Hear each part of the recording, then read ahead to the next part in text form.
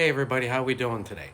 So I got the Ranger pushed back over to the side of the garage to make room because, look at this, we got a big open spot in the garage now. Alright, so I think it's time that we go get the RZR and start taking it apart and get going on that project.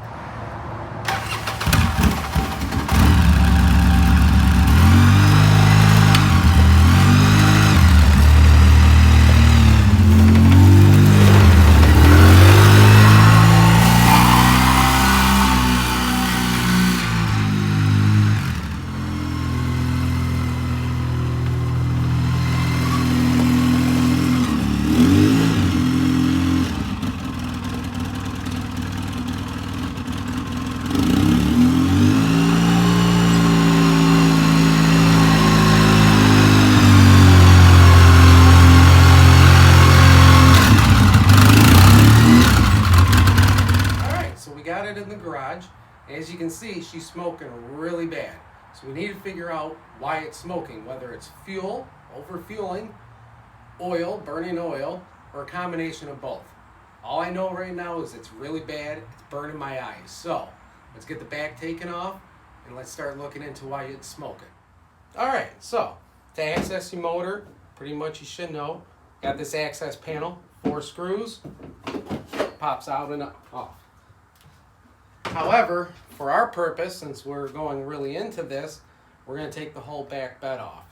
Now, to get the back bed off, there's essentially a couple Torx head screws, these outer ones in the bed, take those off. You got a couple push clips here. Of course, the rear bumper's missing and the rear fascia, so those need to come off. And then once you get all that pretty much done, it pretty much pops right off. So we've already done that earlier. All right, so now that we got the bed off, let's get these spark plugs out, check the condition of them, and then we'll do a compression check. Pretty much just pull your wires off. The wire looks okay. Definitely some water down in the spark plugs. There's that one. That somebody shaved down the end of it. Okay. Now, crucial, always take a pick, clean out any mud, scrape it up. Any mud, dirt, both sides. Okay, because you don't want anything falling down in your engine. And using your air compressor, blow them out. Oh yeah, there's a bunch of stuff in there. And let's pull them out. That one. Oh, that one's a little tighter. May have to move the seat on that. There we go. Move the seat up out of the way.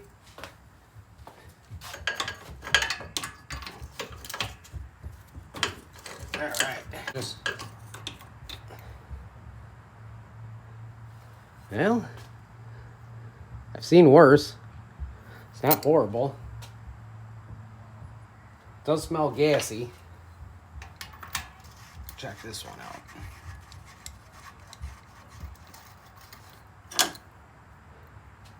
Yeah, I mean, she's definitely, looks like it's running rich.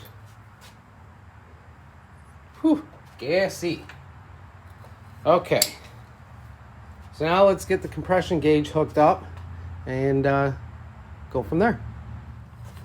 Okay, using my compression gauge set, which I got off of Amazon. It's a really nice set. Pretty much just find the adapter that is the same as your spark plugs, which I already know it's not that one. It's this one.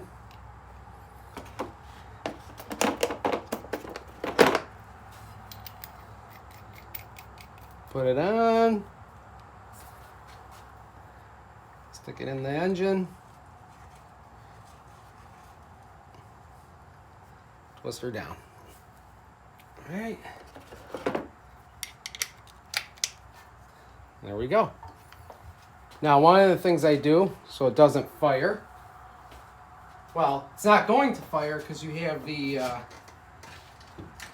spark plugs out of it, but so it doesn't get fuel, is you can either disconnect your injectors up here, are the injector plugs. So you can just disconnect those. And second thing I do is I unplug the fuel pump. All right, now let's crank it over and see what we got for compression.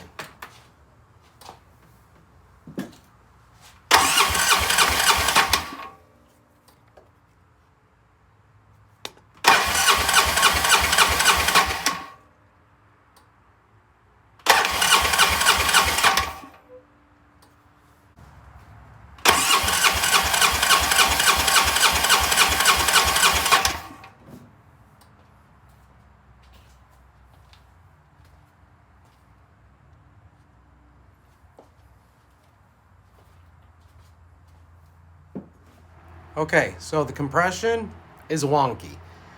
Technically, it's within range. Polaris says 150 to 200, so both cylinders are within range. However, the difference between the two is way out of spec. You should not have a 20-pound difference between one cylinder and the other. And the cylinder that's weak, it does build up pressure, but then it leaks down. Now, I could do a leak down test, but I'm guaranteeing you this thing's definitely got problems either with the valves, the rings, but there's something going on inside. But let's keep looking. I want to check a couple more things on it, and we'll make our final determination in a bit. All right, so one of the things I want to check is to see if the injectors are actually leaking under pressure, okay? So a really easy way to do that, once you get the injectors out, just like this, it's one bolt, pull them out of the cylinder head, okay? Just gonna grab both the injectors to hold them in and just cycle the key. On, off. On, off. On.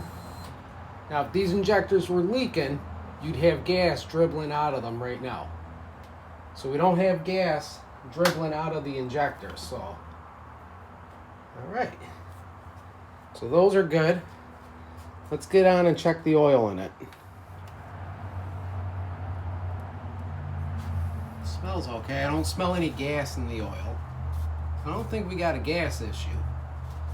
Injectors aren't leaking.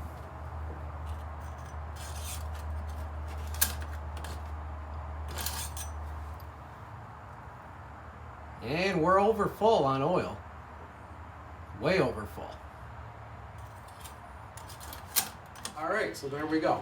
Now I just want to put in here, the oil is the first thing you check. I don't know why I put my video together like this, put it at the end, kind of silly of me, I apologize, but oil's always the first thing you check. Check the level, the condition. I did go ahead and change the oil in it. I didn't want to bore you all with that. Basically, you know, it still smokes with new oil in the proper amount, it still smokes. This thing needs a top end rebuild. Worn rings, worn valve seals, and I think it might have a valve that's leaking down too. But our compression testing is definitely showing there's something going on. So we're gonna do a top end. New pistons, rings, jug, redo the cylinder head, new valves. We're gonna get it all done. So stay tuned for those videos to come up. The next thing I'm gonna be doing is taking it apart, getting it all stripped down to make it easier to work on and eventually to get it repainted and cleaned up. So I hope you all enjoyed this. I hope you got some pointers, some ideas, some different tricks on what to do to check on a smoking condition.